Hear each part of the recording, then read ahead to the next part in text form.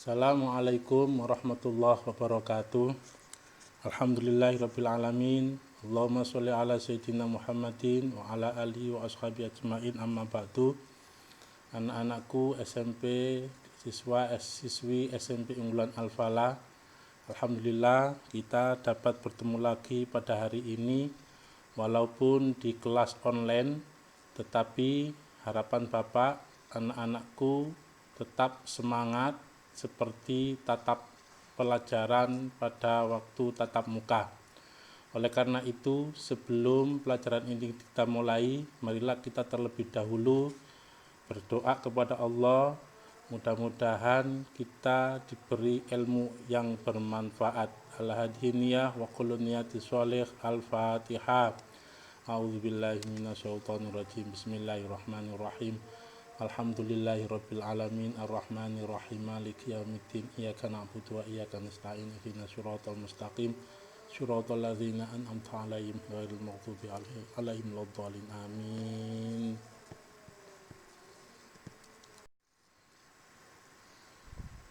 Selanjutnya anak-anakku, marilah kita awali pelajaran kali ini. Tetap masih pembahasannya adalah dinamika perwujudan Pancasila sebagai dasar negara dan pandangan hidup bangsa bagian ketiga. Namun Bapak mau mengingatkan yang bagi siswa dan siswi yang belum mengerjakan tugas kemarin, harapan saya secepatnya tugas diselesaikan dan di WA ke nomor saya 085 100 68 9975. Pada pelajaran kali ini kita sudah sampai pada penyimpangan Pancasila pada masa Orde Baru.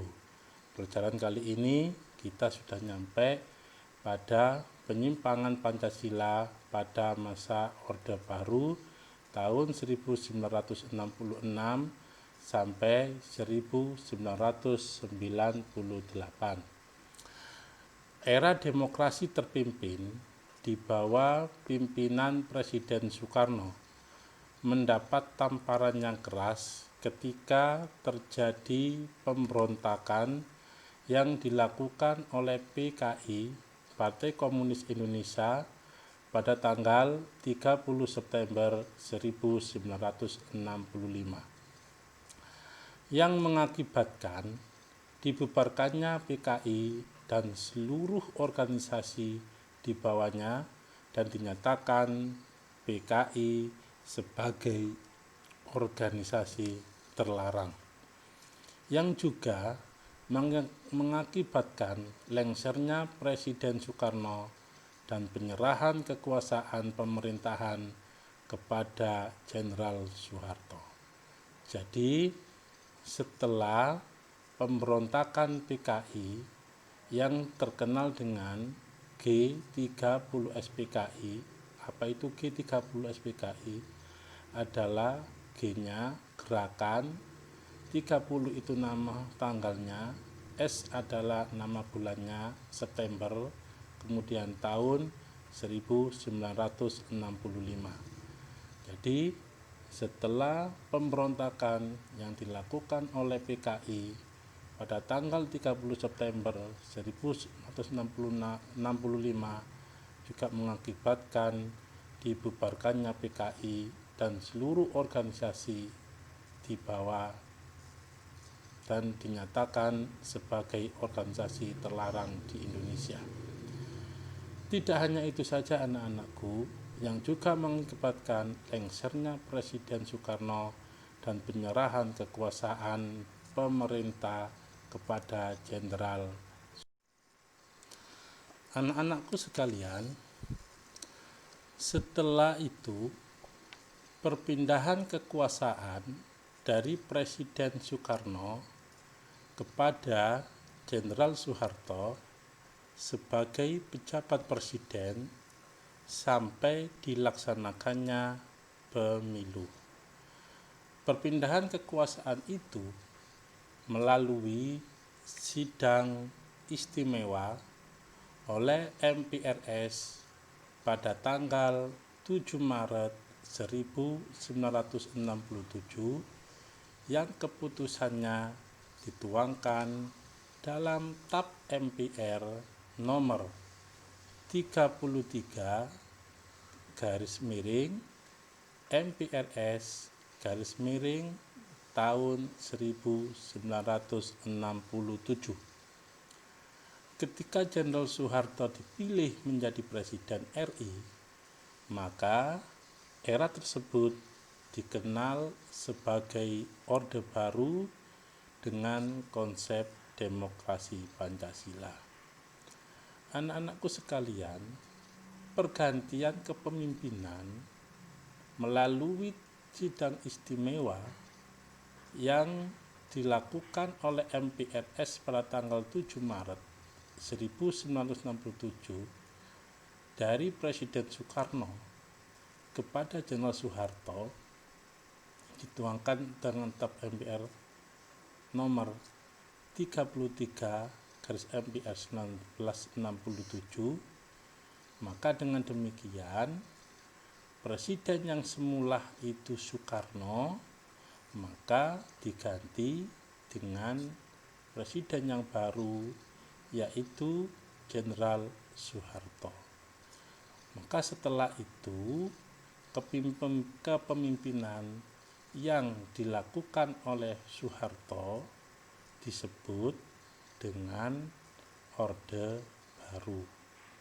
Maka Orde Baru adalah merupakan awal dari kepemimpinan Jenderal Soeharto dengan menerapkan konsep demokrasi Pancasila. Visi utama pemerintahan Orde Baru adalah melaksanakan Pancasila dan Undang-Undang Dasar Negara Republik Indonesia tahun 1945 secara murni dan konsekuen dalam setiap aspek kehidupan masyarakat Indonesia. Pada masa pemerintahan Orde Baru, pembangunan nasional dilakukan secara bertahap dan berkesinambungan melalui rencana pembangunan 5 tahun yang disebut dengan Repelita, yang tertuang dalam garis-garis besar hukum haluan negara. Saya ulang lagi, yang tertuang dalam garis-garis besar haluan negara atau yang disebut dengan GBHN. Anak-anakku sekalian, di pemerintahan Orde Baru ini, visi utamanya adalah memurnikan ajaran Pancasila, memurnikan dan melaksanakan Pancasila dan Undang-Undang Dasar Negara Republik Indonesia 1945 secara murni dan konsekuen. Saya ulangi lagi, visi utama pemerintahan Orde Baru adalah melaksanakan Pancasila dan Undang-Undang Dasar Negara Republik Indonesia tahun 1945 secara murni dan konsekuen dalam setiap kehidupan masyarakat.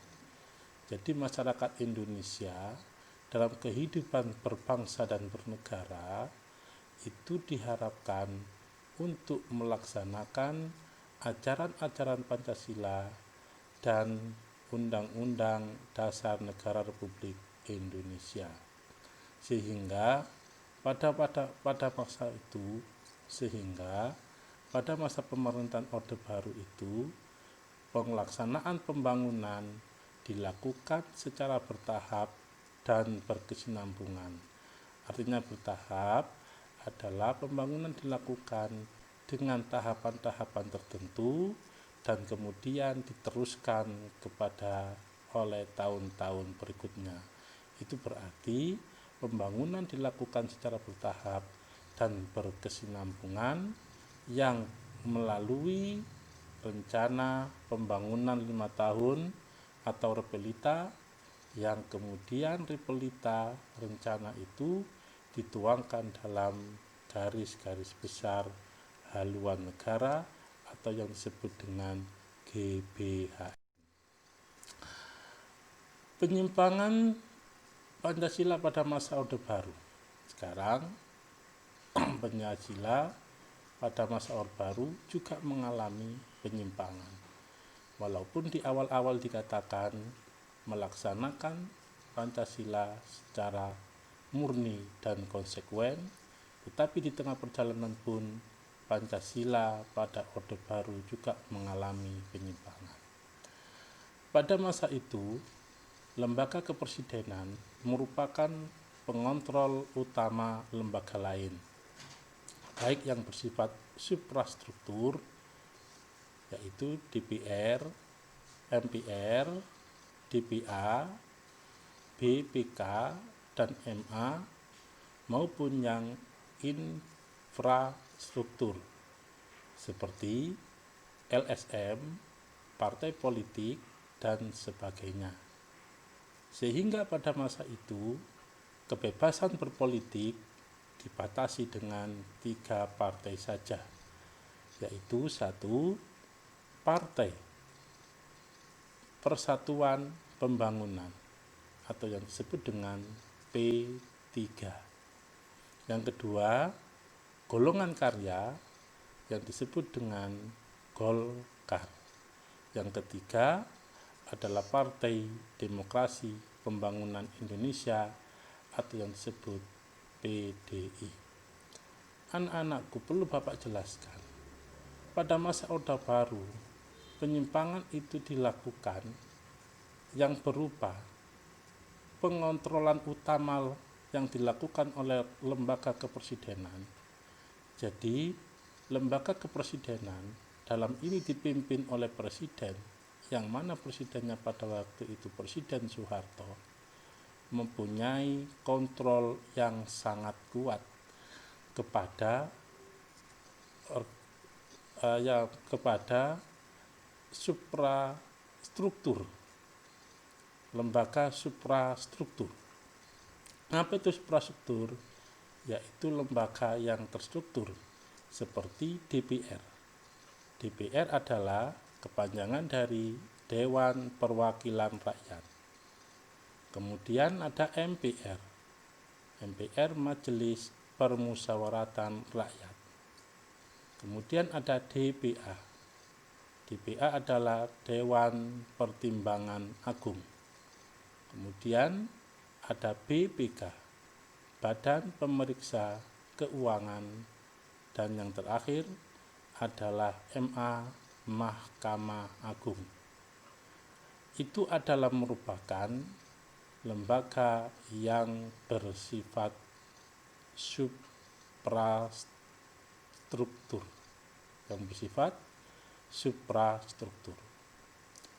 ataupun pengontrolan terhadap lembaga yang infrastruktur maupun pengontrolan terhadap lembaga infrastruktur, yaitu seperti LSM, Lembaga Swadaya Masyarakat, kemudian partai politik, dan sebagainya. Sehingga saya ulangi lagi, partai politik yang hidup pada waktu itu ada 3, yaitu Partai Persatuan Pembangunan P3, golongan karya Golkar, dan Partai Demokrasi Pembangunan Indonesia. Anak-anakku sekalian, sekarang sampailah pada penyimpangan Pancasila pada masa reformasi, yaitu pada tahun 1998 sampai sekarang.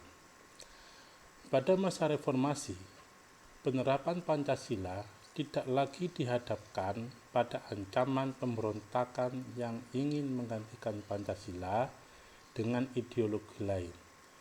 Akan tetapi, lebih dihadapkan pada kondisi masyarakat yang serba bebas, mulai dari kebebasan berpendapat, kebebasan berekspresi, kebebasan berorganisasi, dan sebagainya.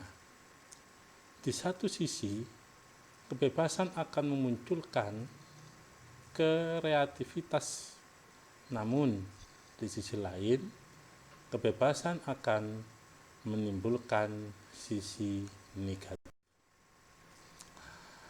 Dampak negatif kebebasan yang tidak sesuai dengan Pancasila, seperti pola komunikasi yang tidak beretika, seperti berita bohong atau hoak. Yang kedua, budaya permisif atau serba boleh, seperti pergaulan bebas. Yang ketiga, peredaran narkoba dan miras. Yang empat, aksi anarkisme dan vandalisme, perusakan dan penghancuran secara kasar dan ganas, sehingga memicu perpecahan dan penurunan moral. Yang kelima, westernisasi atau pola hidup kebarat-baratan. Itulah anak-anakku salah satu dampak dari sifat negatif yang tidak sesuai dengan Pancasila. Berita bohong berarti penyebaran kebohongan, kemudian budaya permisif atau serba boleh, seakan-akan tidak ada aturan, negara seakan-akan bebas sebebas-bebasnya. Kemudian peradaban narkoba dan miras, peredaran narkoba dan miras. Kemudian aksi anarkisme dan vandalisme, yaitu aksi perusakan dan penghancuran secara kasar dan ganas, sehingga aksi tersebut memicu perpecahan dan penurunan moral bangsa Indonesia. Dan yang ketiga, westernisasi, pola hidup kebarat-baratan, jadi budaya kita akan terkikis, kita akan lebih senang meniru budaya-budaya yang ada di barat, budaya-budaya yang tidak sesuai dengan kepribadian bangsa Indonesia. Kewaspadaan dan kesiapan harus kita tingkatkan untuk menanggulangi penyusupan yang tidak sesuai dengan Pancasila. Oleh karena perlu dibutuhkan komitmen bersama seluruh rakyat Indonesia untuk mempertahankan serta melestarikan nilai-nilai Pancasila dalam kehidupan sehari-hari di segala aspek kehidupan bangsa Indonesia. Oleh karena itu, marilah anak-anakku kita berdoa di akhir pelajaran ini, mudah-mudahan ilmu yang kita pelajari bisa bermanfaat dan barokah. Dan sekali lagi saya ingatkan bagi anak-anakku yang belum mengerjakan tugas, Bapak tunggu tugas kalian yang belum mengerjakan. Kalau sudah, difoto dan di WA ke nomor saya 085 100 68 9975. Sekian, akhirul kalam. Wallahul muwaffiq ila aqwamit thoriq. Assalamualaikum warahmatullahi wabarakatuh.